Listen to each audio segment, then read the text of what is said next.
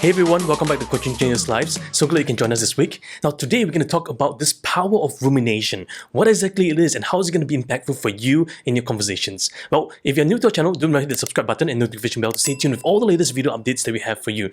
Now every single week we come to you with fresh ideas and concepts to really improve your conversations. Whether you're a leader, a coach, a speaker, a teacher, or even a parent, these videos will help you and your loved ones. Well, one thing is true, that coaching is conversational mastery, and we believe that every single conversation can really break a life or build them up, and that's so important for us in coaching today. And that's why today's topic is called rumination.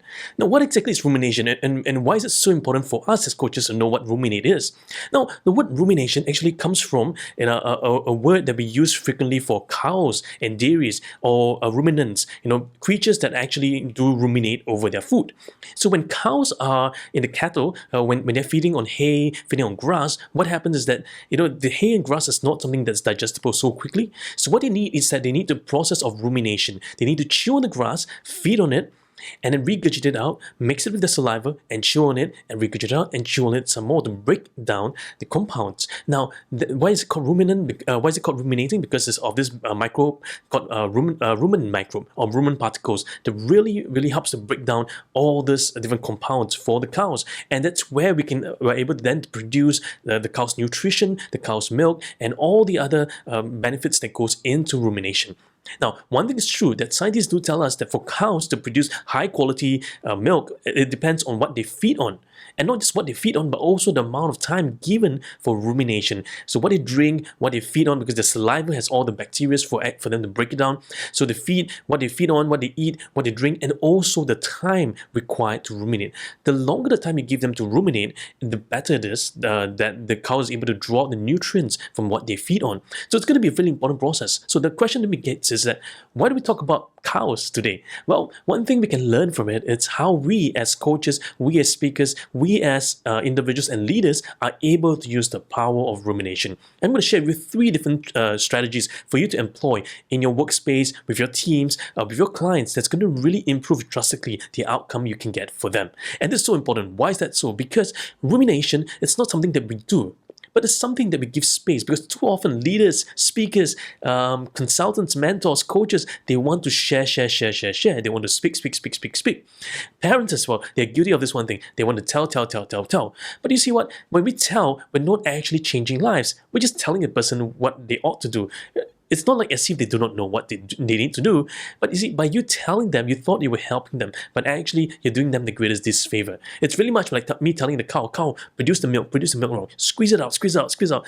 But the poor cow needs time to ruminate on the thing, because you have been given the time to ruminate on it already, but your clients, your teams, your prospects, your children have not had the chance and the opportunity to ruminate over. So sometimes coaches, leaders are guilty of one thing, which is they thought that, because they've been through that, so the other person should be able to go through that much faster. The reality is this: all of us work in different pace. All of us have different learning styles, and all of us require certain things to connect on the inside of us before we can experience the breakthrough. So which is why one thing is so critical in the process of rumination is not to rush the process, but rather to allow the whole process to manifest itself, and to give time for the client to really think it over, to chew on it, to really process it, and then to bounce it forth. So creating the space for rumination, it's important. That's when many coaches get really uncomfortable. So let me say you a 3-step approach to help you create and tap into the power of rumination. Now, step 1 is this: pause in moments of consideration. Pause in moments of consideration. So what do we mean by pause in moments of consideration? Well, what is true is this: when we give time for pause, sometimes a sell-out moment, sometimes a moment to just create a safe space for the client, allows them to just think, hey, okay, I'm thinking about what you just asked, so giving me time to process my thoughts. Because sometimes questions have so much power that it requires space for the client to speak out, and just pause and allow the client to speak up. And too often, whenever the client finishes what they speak, the coach is ready to shoot another question. The coach is ready to shoot another comment. The coach is ready to shoot another observation. Don't be so quick. When the client shares the observation, shares their comment, shares their thoughts, pause. Give some moments for consideration. Give some moments to ponder upon what was just spoken, because what the client speaks, sometimes the client needs to hear back in themselves, and for them to process it and say, hey, does that make sense? Does that not make sense? Why do I say this? Why did I say that? And And this process of pausing in the moment and consideration, it's so key to rumination. That's step number one. Let's take a look at step number two. Step number two has 3 parts. So step number two says this: think it over at the surface, think it over in the underlying meanings, and think it across other possibilities. Think it over at the surface, think it over in its underlying meanings, and think it across other possibilities. So why is it so important? Because when we think beyond the surface, we allow the client to just ponder and say, hey, is there something else that I'm not seeing? Is there something underlying the surface issue? Is there something more that I'm not sensing? Is there something else that I could be gaining out of this, but I'm totally missing out? So that's something important. The second one, it's we think it over its underlying meanings. What are its underlying meanings? What does it really mean to me when I experience that? What does it really mean to the team when they're saying that? What does it mean for us to come together as one to really produce that outcome together? What does it mean for performance? Do we need performance? What does it mean to create value for customers? What does it really mean? The third thing is to think about the other possibilities. So with all that I thought about, are there other possibilities that I've yet to observe, that I've yet to pursue, that I've yet to experience, that I've yet to explore? What are these other possibilities that I might be missing right now? So the other possibilities are going to be so critical as well to consider. Now the third step is this. The third step, it's assimilation to action. Assimilation to action. Now, once you've ruminated all this, it's not just important to just keep it in the mind, but it's allow the body to digest. That's the process of assimilation. Assimilating means extracting all the nutrients, extracting all the benefits of what was considered, and say, hey, okay, let's just ponder that a little bit. And does it make sense to me? Okay, maybe let's take a step back. Maybe all this while, as a leader, I'm thinking that this is the right path. But maybe as a leader, it's time for me to take a step back and say, hey, am I missing something else? Was I blinded before? Because what was once true might not be true today, right? So many leaders go with a very strong filters and a strong frame that they are blinded by their own very factual, logical, rational thinking. Because sometimes leaders have different frames to help them work faster. It's what we call the heuristics of mind. But when they apply the heuristics of mind, that is not really empowering them. Rather, that this empowers them because they use that frame to move really fast, but never having a time to take a step back and say, hey, and question, am I really moving too fast? Is that really right? Or am I overjudging?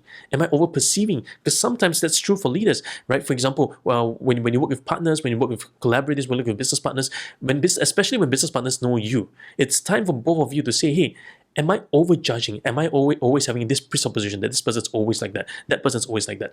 Even if the patterns are the same, can we take a step back and say, hey, maybe perhaps my partner, maybe perhaps my business partner, maybe perhaps my stakeholders, I might be missing out something. I may not know fully what they all mean, but maybe there's something else that I'm missing. So assimilation means assimilating all this content, assimilating every single thing that I'm hearing, assimilating everything I'm digesting, assimilating every single thing that I'm sensing about what the client has just spoken, and say, hey, how do we take that forward? How do we make an action step forward? Because guess what? Whatever's in the mind is it's useless, right? Unless we can take in and integrate it into actionable steps. So get them to articulate what are the action steps forward they can move from the clarity, from the insights they're getting. Apply the action steps immediately, taking small micro steps forward, and then creating the momentum for change. Because change doesn't happen just in the mind. Change happens when it's executed in action. So once your action is taken, now you go through the process again, ruminating again and again and again and again. So that is a really secret. If you want to study well, if you want to prepare better, if you want to learn much more, if you want to juice out from all the and you want to extract all the greatness from books, from materials, from speakers, from leaders, from influencers out there, the one secret is learn how to ruminate over. I have so many books that I read, but one thing I know, right? Books doesn't change lives. Ruminating on the books and then making it into actionable steps and integrating within myself changes lives. If you want to experience personal development in your life, it's not about attending more personal development courses. Yes, those are useful, those are helpful. I teach a lot of personal development courses. I teach NLP, I teach coaching, I teach ICF, I help coaches go through the credentialing process. But what is really important, it's how you ruminate and how you give yourself time to think, to reflect, to ponder, and those moments of time will help you create a better shift. So if you like this video, give us a thumbs up and comment below, what are you going to ruminate on?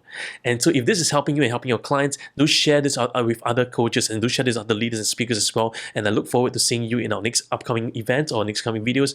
And this is really, really important because coaching, it's all about conversations. It's all about going deeper in conversations. And if you like what you hear, do remember hit the subscribe button and notification bell to stay tuned with all these latest videos, because every single week I come to you with fresh ideas and fresh concepts to really help you elevate your game as a coach, as a speaker. Until next time, this is Jedi here at Coaching Changes Lives. I see you very soon.